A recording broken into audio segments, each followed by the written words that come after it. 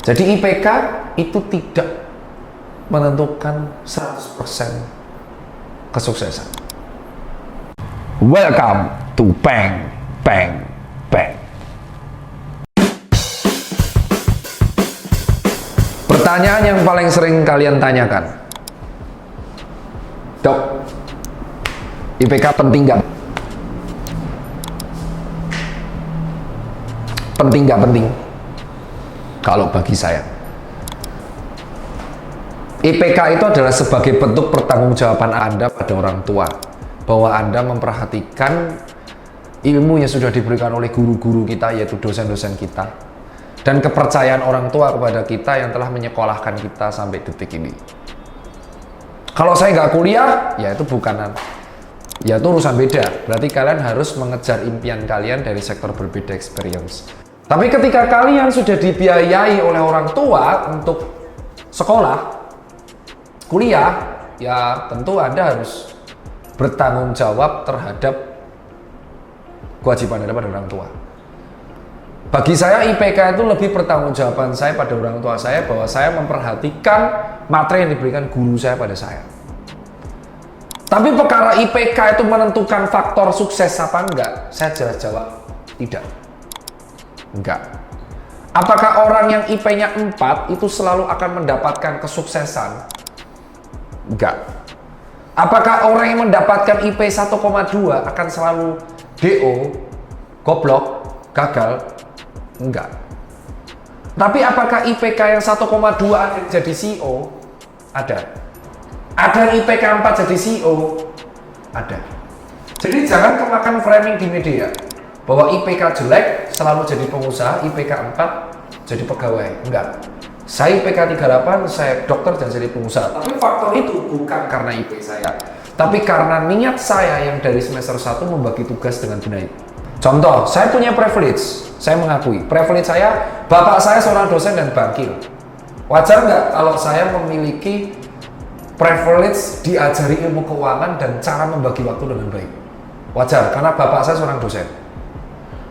Ada anak orang kaya, dia dapat les privat dari guru ternama dan SMA swasta yang mahal banget. Wajar nggak kalau kuliahnya nanti di luar negeri? Gimana kalau anak itu lahir dalam kemiskinan, buat sekolah susah, buat les susah? Wajar nggak kalau IPK-nya pas-pasan? Wajar. Wajar. Jadi IPK itu sebagai bentuk pertanggungjawaban Anda kepada orang tua Anda. Jadi IPK itu tidak menentukan 100% kesuksesan. Clear dari situ. IPK 4 tapi dia nggak bisa praktek, kemungkinan gagalnya pun akan besar. IPK 1, tapi nggak bisa praktek juga, lebih besar kemungkinannya gagal. Lulusan SMK tapi pengalaman kerjanya banyak, berarti kemungkinan berhasil ada. Berarti selain IPK harus diimbangi dengan pengalaman kerja, pengalaman bersosialisasi, pengalaman berkomunikasi, dan cara pikir kita dalam menghadapi masalah. That's the meaning of critical thinking. Critical thinking adalah suatu hal di mana kalian bisa berpikir secara sistematis dan menganalisa sebuah masalah sebelum menentukan solusi dari masalah tersebut supaya tidak gegabah. That's the meaning of critical thinking, yang akhirnya menjadi problem solving. Jadi yang paling penting itu bukan IPK, tapi critical thinking kalian harus dilatih. Critical thinking itu misal kayak gini. Ada berita, ya kan, bumi itu datar. Kalau critical thinking, sumbernya dari mana? Counter opininya gimana? Why-nya apa? Sebabnya apa?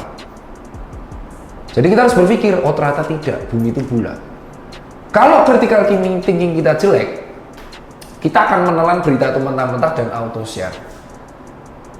Sekarang tanya, kalau hoaxnya viral cepat banget, berarti critical thinking yang nyebarin bagus apa jelek? Jelek, bos. Apakah orang-orang pegawainya Dr. Tirta 258 orang IPK-nya 4 semua? Enggak. Beberapa ada juga yang melenceng dari jurusan. Tapi beberapa ada yang S2, IPK-nya 4 juga. Jadi memang nggak ngaruh. Tapi critical thinking-nya, contoh, saya kasih masalah ke pegawai saya, bos, omset susah engker Jogja drop. Yuk kita rapat, idenya apa? Lalu pegawai mengatakan idenya A, B, C, D, D.